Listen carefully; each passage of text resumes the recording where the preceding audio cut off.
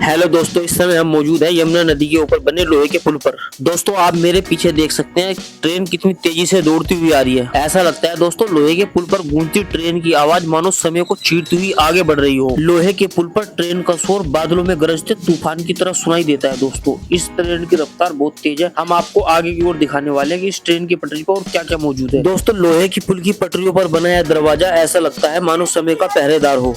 जंग और धूल से लिपटी ये दीवारें बीते वक्त की कहानियां धीरे धीरे फुसफुसाती हैं। दोस्तों दरवाजे की बाहों में सटी ये दीवारें पुल की रूह को थामे खड़ी हैं। दोस्तों लोहे के पुल के नीचे भागती गाड़ियां मानो समय की रफ्तार हो और किनारे हरियाली उन्हें सांस लेने की जगह देती है। लोहे की पुल की पटरियों पर बना यह दरवाजा ऐसा लगता है मानो समय का पहरेदार हो जिसने अनगिनत ट्रेनों को अपने बीच से निकलते देखा है। दोस्तों समय की मार सह चुका यह जंग लगा दरवाजा पुल की हर धड़कन में शामिल हो चुका है। यह दरवाजा इतिहास की बंद किताब का वह पन्ना है जो अब भी खुलकर हर ट्रेन का स्वागत करता है। लोहे के पुल पर गूंजती ट्रेन की आवाज मानो समय को चीरती हुई आगे बढ़ रही हो। गड़गड़ाहट के साथ लोहे के पुल पर ट्रेन ऐसे दौड़ी जैसे धरती की धड़कन तेज हो गई हो। दोस्तों यह है वो दिल्ली का लोहे का पुल जहाँ से गुजरते हुए ऐसा लगता है मानो हम दिल्ली के 150 साल पुराने इतिहास के पन्नों से होकर निकल रहे हो। दोस्तों यमुना नदी के ऊपर बने इस पुल की सबसे खास बात यह है कि ये पुल सिर्फ रिपीट से बनाया गया है। दोस्तों सोच के हैरानी होती है इतना बड़ा पुल इन रिपीटों पर कैसे रुक गया। दोस्तों यमुना नदी पर बने इस पुल का निर्माण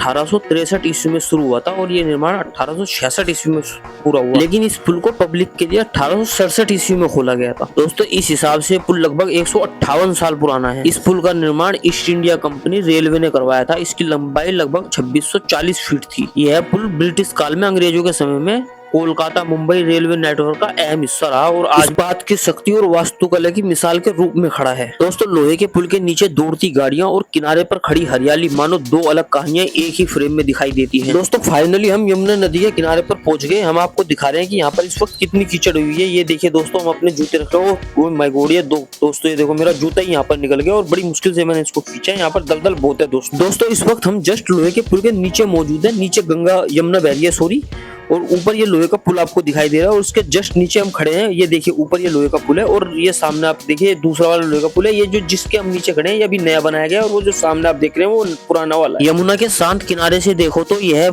लोहे का पुल मानो समय के पार फैला हुआ एक अनंत रास्ता लगता है। किनारे की ठंडी हवा और सामने फैला यह लोहे का पुल इतिहास और वर्तमान का हाथ थामे खड़ा है। दोस्तों यमुना के किनारे से उठती नमी पुल की लोहे की सांसों में घुलकर एक अलग ही महक बना देती है। दोस्तों लहरों की फुसफुसाहट और पुल की गूंज यहाँ खड़े होकर समय की आवाज साफ सुनाई देती है। ये आप सामने देख रहे हैं दूर तक यमुना नदी दिखाई देती है। ये देखिए आपको हम सामने की ओर दिखा रहे हैं। सामने आप देख रहे हैं दूर तक यमुना नदी फैली हुई है और ये पुल के ऊपर दौड़ती हुई जिंदगी और ये नीचे यमुना नदी एक अलग ही अनोखा नजारा दिखाई देता है। दोस्तों ये देखिए ऊपर आसमान नीचे नदी और बीच में पुल, कुदरत की एक अलग ही पहचान दिखाई देती है इसके अंदर। ये देखिए ये लोहे का पुल है।